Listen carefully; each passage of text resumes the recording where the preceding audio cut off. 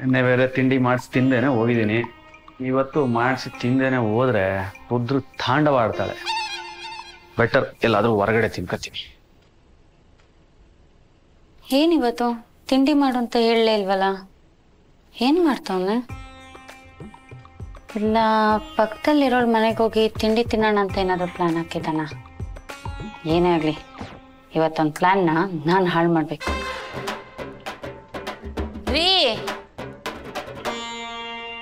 ರೀ ತಿಂಡಿ ಏನ್ ಮಾಡ್ಲಿ? ಬೇಡ ತಾಯಿ, ನಾನು ಹೊರಗಡೆ ತಿನ್ಕೋತೀನಿ. ನೀನ್ ತಿಂಡಿ ಮಾಡೋದು, ಆ ಟೈಮ್ ಸರಿಯಾಗಿ ಆಫೀಸಿಂದ ಫೋನ್ ಬರೋದು, ನಾನು ಬಂದೆ ಅಂತ ಓಡೋಗೋದು. ನೀನು ಕಷ್ಟಪಟ್ಟು ಗಂಡನ್ ತಿಂಡಿ ಮಾಡ್ದೆ, ತಿನ್ಲಿಲ್ಲ ಅಂತ ಹೊಟ್ಟೆ ಹುಡ್ಕೊಳ್ಳೋದು. ಯಾಕೆ ಬೇಕಮ್ಮ ಅವೆಲ್ಲ? ಆರಾಮಾಗಿ ಎಲ್ಲೋ ಹೊರಗಡೆ ತಿನ್ಕೋತೀನಿ ಬಿಡು. ಹಾಗೆ ನನ್ನ ಮಗ ಅವಳ ಮನೇಲಿ ತಿನ್ನಕ್ ಈ ತರ ಕತೆ ಹೇಳ್ತಾವೆ. ರೀ ಗಂಡನ್ ಸೇವೆ ಮಾಡಕ್ ಹೆಂಡತಿ ಕಷ್ಟನಾ? ಇವತ್ ನಾನು ತಿಂಡಿ ಮಾಡ್ತಾ ಇದ್ದೀನಿ, ನೀ ತಿನ್ಕೊಂಡು ಹೋಗ್ತಿದ್ದೀರಾ ಅಷ್ಟೇ. ಇವಳೇನಪ್ಪ ಒಂದೊಂದ್ಸಲ ಒಂದೊಂದ್ ತರ ಆಡ್ತಾಳೆ. ಮಿಟ್ಟಕ್ಲಾರಿ ಮನೆಗೆ ಹೋಗಿ ತಿಂಡಿ ತಿನ್ನೋಣ ಅಂತ ಪ್ಲಾನ್ ಮಾಡಿದ್ದಾನೆ. ನಾನ್ ಬಿಟ್ಬಿಡ್ತೀನಾ? ರಿಸೀವ್ ಮಾಡು. ಇವನೇ ಕಾಲ್ ಮಾಡ್ತಾವನೆ.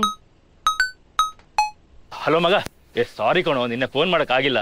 ಈ ಹಾಳಾದ ಮೊಬೈಲ್ ಟಾಯ್ಲೆಟ್ ಬಿದ್ದು ಮೊಬೈಲ್ ಸ್ವಿಚ್ ಆಫ್ ಆಗೋಯ್ತು.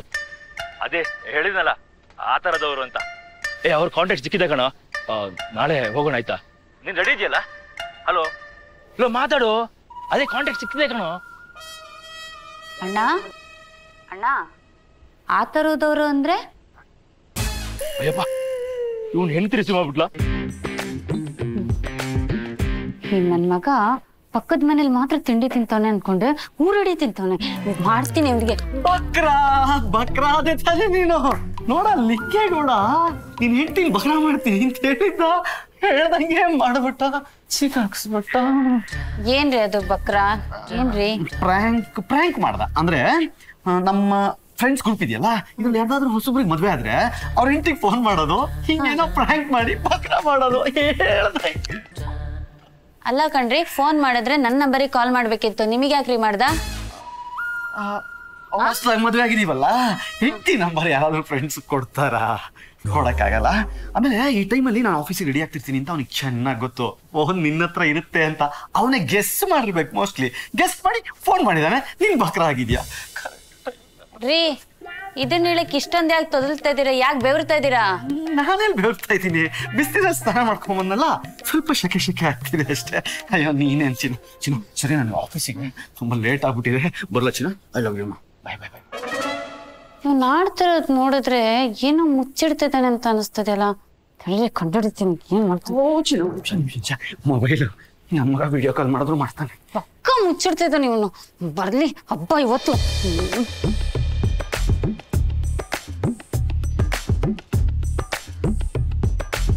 ಓ ಮೋಸ್ಟ್ಲಿ ತಿಂಡಿ ಬರಕ್ಕಾಗಲ್ಲ ಅಂತ ಹೇಳ್ತಿರ್ಬೇಕು. ಇದನ್ನ ಹೆಂಗಾದ್ರೂ ತಡಿಬೇಕಲ್ವಾ? ಇದಕ್ಕೆಲ್ಲ ಐಡಿಯಾ ಕೊಡಕ್ಕೆ ನನ್ನ ಫ್ರೆಂಡೇ ಸರಿ, ಅವಳಿಗೆ ಕಾಲ್ ಮಾಡ್ತೀನಿ.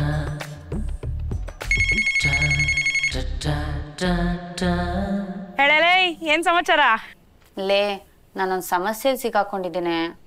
ಸಮಸ್ಯೆ ಏನು ಅಂತ ಮೊದ್ಲು ಹೇಳೆ. ಅದು ನನ್ನ ಗಂಡ ಹೇಳಿದ್ಯಲ್ವಾ, ಆ ಊಟನ ಪಕ್ಕದ ಮನೇಲೂ ಮಾಡ್ತವನೆ, ಬಿಟ್ರೆ ಊರು ತುಂಬ ಮಾಡ್ತಾನೆ. ಅದಕ್ಕಿಂತ ಮುಂಚೆ ನಾವೇನಾದ್ರೂ ಮಾಡಬೇಕು.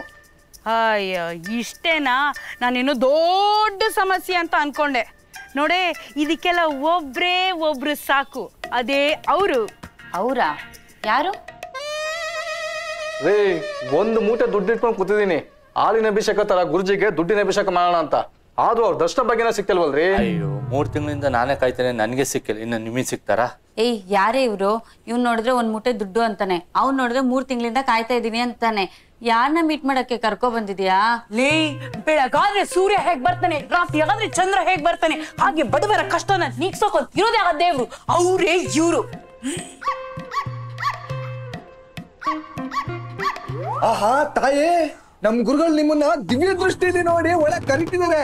ಬನ್ನಿ ಬನ್ನಿ. ಮಾರಿ ಆಹಾ, ಏನ್ ಪುಣ್ಯ ಮಾಡಿದ್ರಿ ತಾಯಿ ನೀವು. ತಿಂಗಳನ್ಗಟ್ಲೆ ಈ ಕಾದು ಗುರುಗಳ ದರ್ಶನ ಬಗ್ಗೆ ನಮ್ಗೆ ಸಿಗ್ಲಿಲ್ಲ.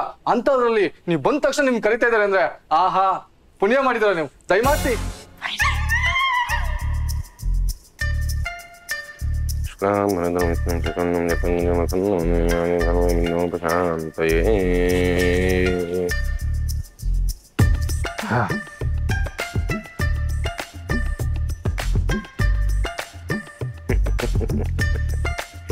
ಕೂತ್ಕೊಳ್ಳಿ ಇರಲಿ. ನಮ್ಮಿಂದ ನಿಮಗೆ ಏನ್ ಸಹಾಯ ಆಗಬೇಕು? ಏನೇ ಇವರು ಕಸ್ಟಮರ್ ಕೇರ್ ಕೇಳೋರ್ ತರ ಕೇಳ್ತಾ ಇದಾರೆ? ಹೌದು, ಈ ಭೂಮಿ ಮೇಲೆ ನಾನು, ನೀನು, ಇವಳು, ಅವನು, ಇವನು ಎಲ್ಲರೂ ಕಸ್ಟಮರ್. ಆ ಪರಮಾತ್ಮ ಮಾತ್ರ ಓನರ್. ಹೇಳ್ತಾಳೆ, ನನ್ನಿಂದ ನಿಮ್ಗೆ ಏನ್ ಸಹಾಯ ಆಗ್ಬೇಕು?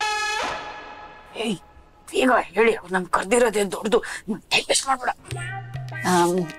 ಸಾರಿ ಗುರುಜಿ, ಅದು ನನ್ ಗಂಡ ನಮ್ಮನೇಲಿ ಊಟ ಮಾಡೋದ್ ಬಿಟ್ಟು ಊರಲ್ಲಿರೋ ಮನೇಲೆಲ್ಲ ಊಟ ಮಾಡ್ತಾ ಇದ್ದಾನೆ. ಅದನ್ನ ಹೇಗ್ ತಡಿಬೇಕು ಅಂತ ಗೊತ್ತಿಲ್ಲ, ನೀವೇ ಏನಾದ್ರೂ ಮಾಡಿ ಗುರುಜಿ.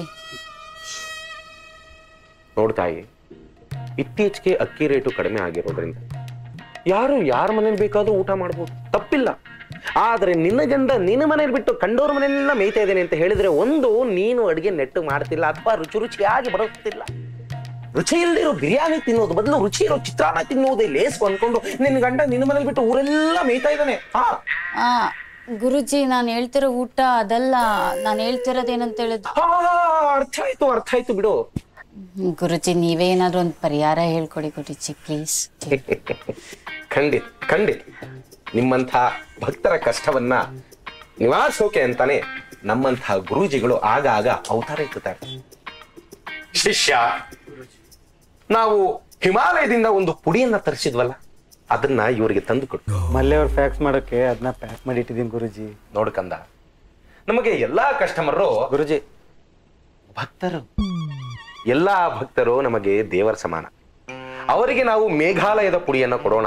ಸದ್ಯಕ್ಕೆ ಇವರಿಗೆ ಹಿಮಾಲಯದ ಪುಡಿಯನ್ನು ಕೊಡು. ಸರಿ ಗುರುಜಿ.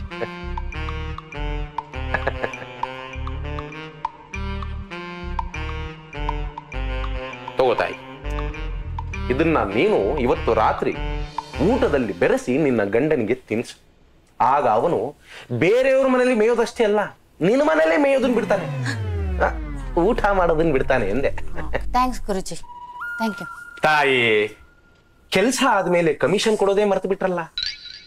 ಅಲ್ಲಿಗೆ ಸಾರಿ. ದೇವರಿಗೆ, ಪೂಜಾರಿಗಳಿಗೆ ಇದನ್ನ ಕೊಡೋದು ಮರಿಬಾರ್ದು. ಓ ಸಾರಿ ಗುರುಜಿ.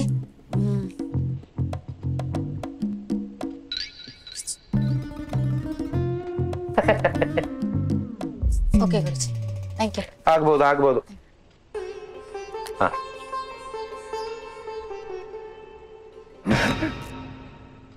ಶಿಷ್ಯ, ಏನೋ ಇದು ಪೌಡರ್ ಕೊಟ್ಟಿರೋ ದುಡ್ಡು ವಾಪಸ್ ಬರ್ಲಿಲ್ವಲ್ಲೋ, ಅದು ಹರಿದೋಗಿರೋ ನೋಟು.